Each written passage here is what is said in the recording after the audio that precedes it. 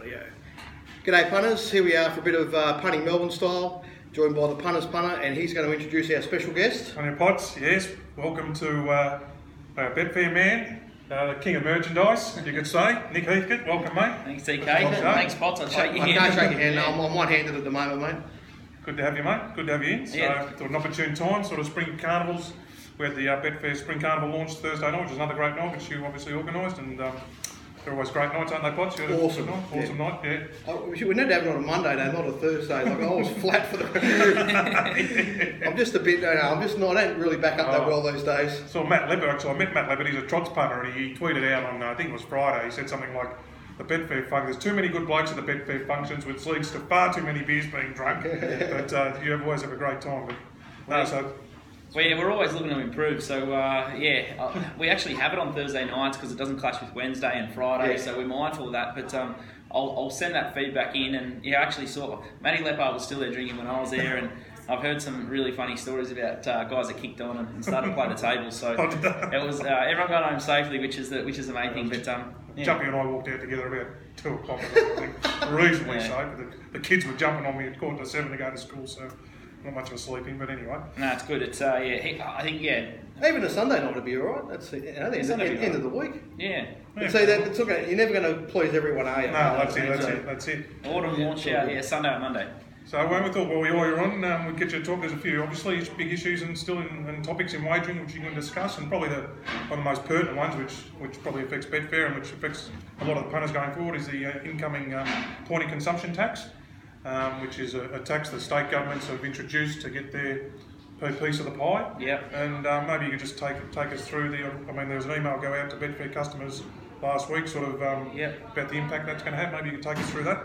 Yeah, I guess it's being a betting exchange. It's really difficult for us. So we've got two sides of the equation that we have to worry about, and we carry a lot of winning punters, and they get, I guess, the biggest slice of the pie with us, and we're just trying to enable and stimulate the market and let people get on and bet. So in terms of our revenue, we pay about 60% of the dollar, and then we've got all our other expenses and corporate taxes, and got to keep the doors open beyond that. So 60% before you pay any bills. Yeah, exactly.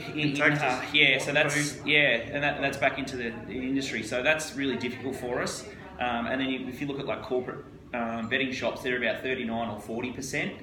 And then the TAB is sort of at 33%. So it's difficult for us, but we've lobbied as hard as we can, and we've sort of led the agenda, and our customers sort of understand it, and we've been pretty transparent and honest and vocal about it, because we're trying to get the best deal for our clients. And I guess we've sort of got nothing to hide, and we just want to grow the game and make sure the industry's going well. We've seen when we went down in Warrnambool a few years ago, the effect that it has on the on-course bookies, and then the exchange went down. Like at the retail market, there's more percentage of the market. People are unsure, so it's a good market for the game, and we're all about turnover and driving turnover. So we've tried to address the POC tax with the safest or the fairest sort of way to still stimulate the states with their their competitive market base rates. And leave that out of it, and we've sort of gone for the discount rate and tried to apply the POC tax there, and that's probably going to have the biggest effect on turnover, and hopefully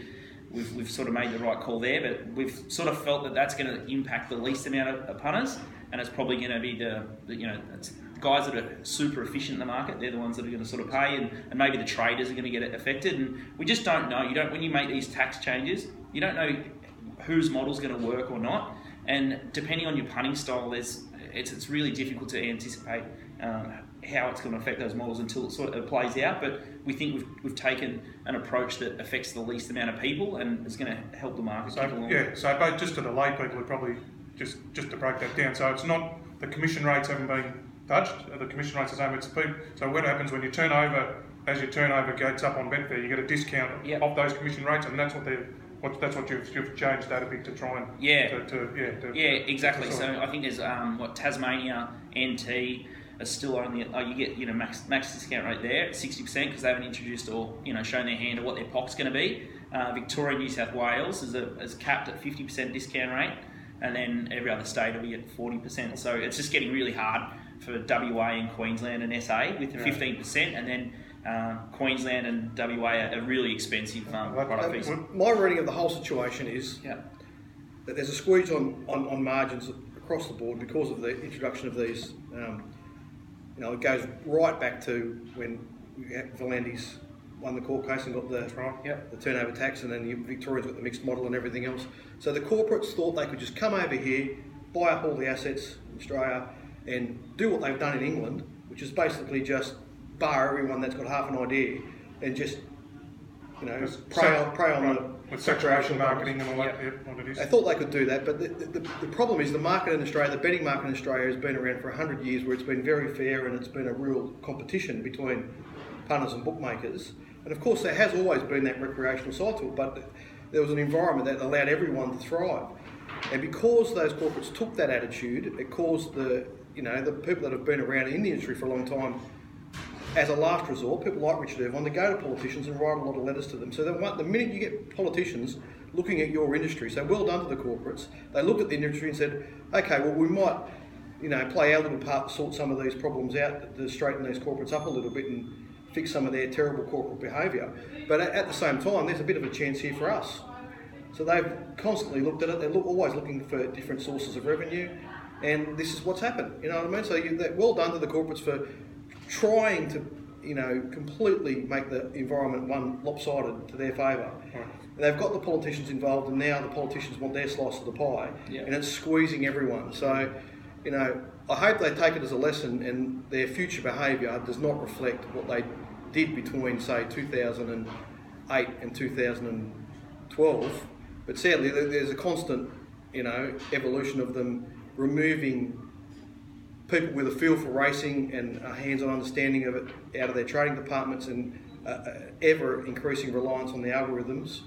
And we can discuss that even further, because was it 10 days or 2 weeks ago where the pricing, obviously there's been the TATS and the TAB merger, they're part of consolidation, and their pricing platforms were merged, so they're just betting the exact same prices now, and I believe on when it was during the week that all the TATS traders all got the flick, but then along with another handful of TAB guys who the tweet I read was guys who knew what they were doing, and that's the consolidation aspect. But again, then the robotic aspect of the whole pricing structure as well. So it's just the marketplace is just going under a huge change. It's under pressure, and punters have got to recognise it and adjust their behaviour. This whole concept of just as an example, on Saturday racing, when the markets go up Wednesday, the just can't help themselves crowd, they're only going to hurt themselves if they don't just back off a little bit, and then just wait till all the operators are up. That's something I've really worked on in the last 6 months. I knew that because you could see it changing.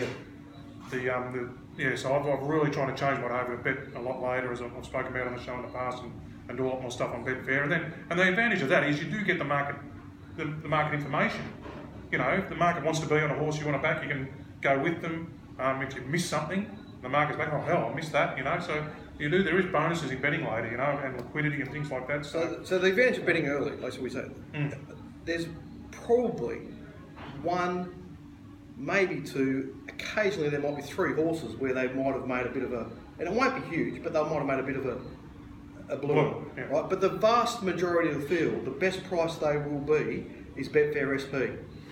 That will be the best price they will be, the vast majority of the field. So I'm just saying, if you can't help yourself and have to back one early, just give it a bit of thought, you know what I mean? Look at the other runners in the race, and because that market's going to have close to 30% in it at that point. There aren't very many runners that you could back at that point where you're going to beat Betfair SP.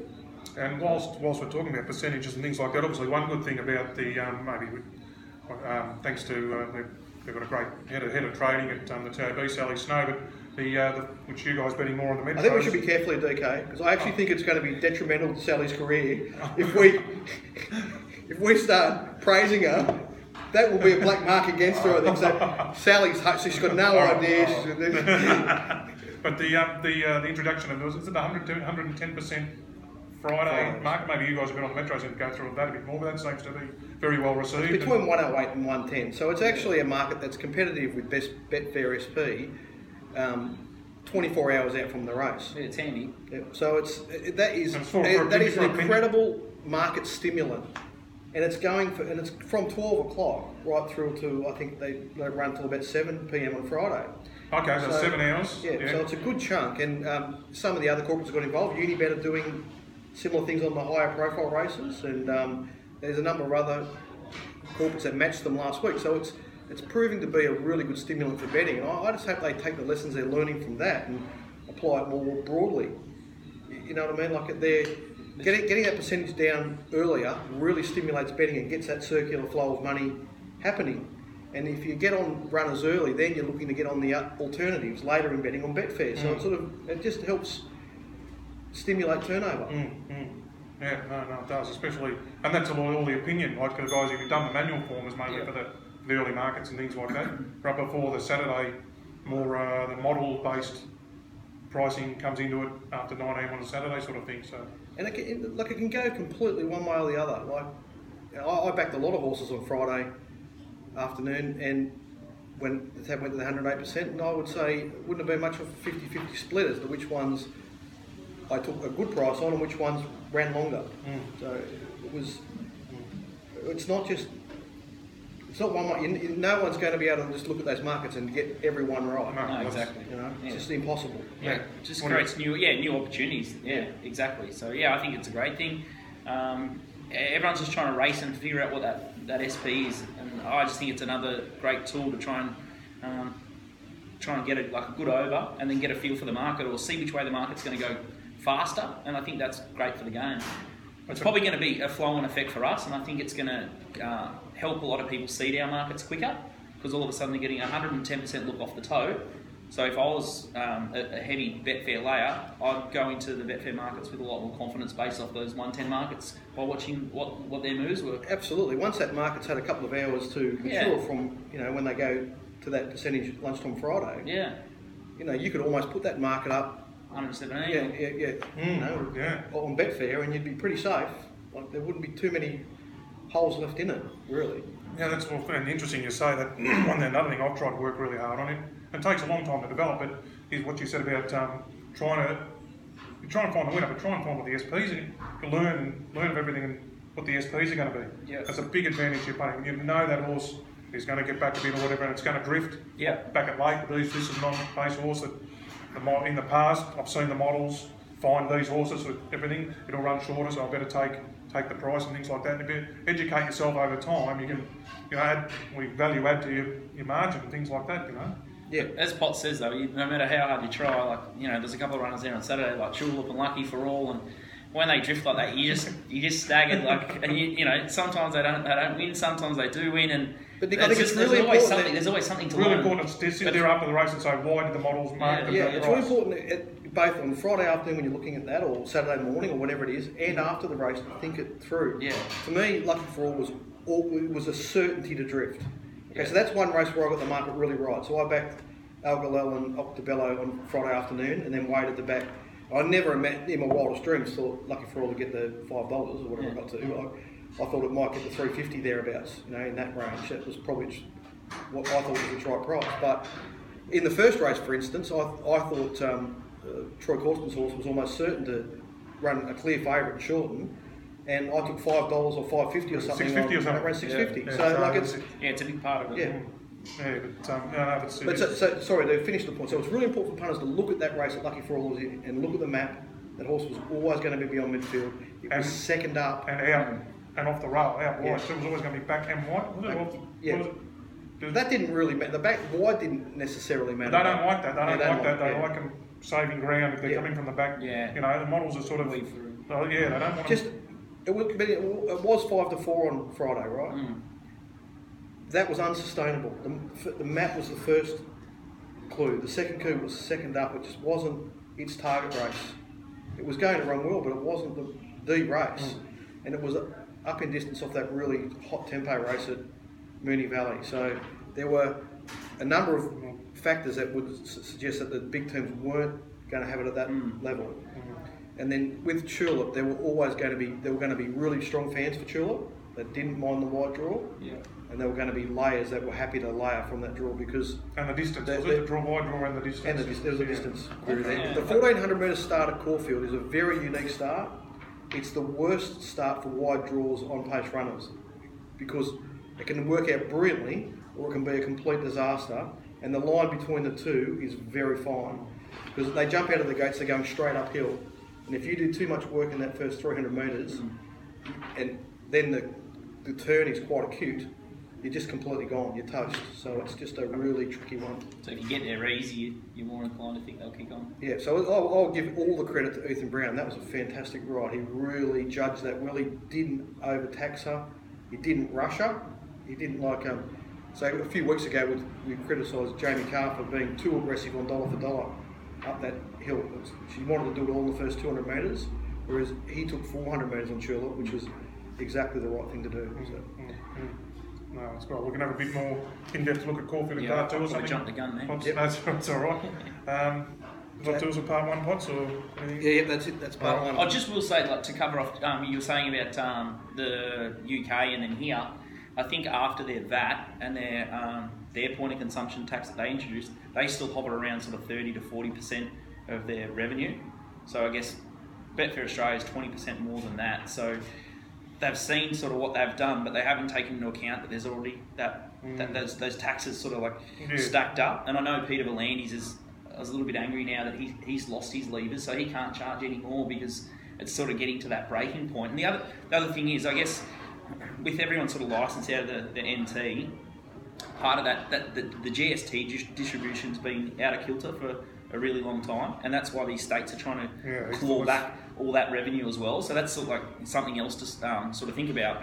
And I guess the third point is I guess the offshore element and the city bets and all that type of scenario as well. So I think Betfair's done an okay job at it, but hopefully there's not more headwater or nothing else, for the next sort of 12 or 18 months, and the industry can just sort of consolidate. There can't be anything else. It's already at a breaking point. We need a competitive, stimulated market, and if we don't have that, all it will do is breed other avenues that are out of the reach of the governments and the administrators. Exactly, yeah. Which is not good for anyone. Yeah.